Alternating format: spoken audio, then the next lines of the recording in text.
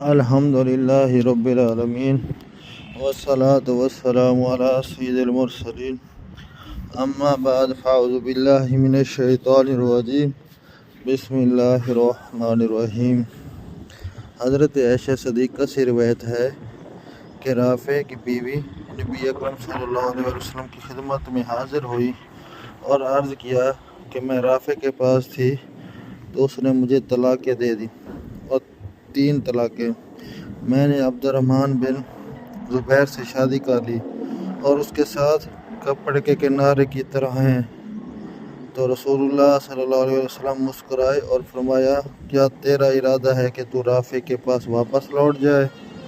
نہیں، یہاں تک کہ اسے عبد الرحمن بن زبیر کا مزہ چکھے اور تیرا مزہ چکھے۔ فرماتی ہیں کہ ابو بکر آپ کے پاس موجود تھے اور خالد بن سعید دروازے پر تھے۔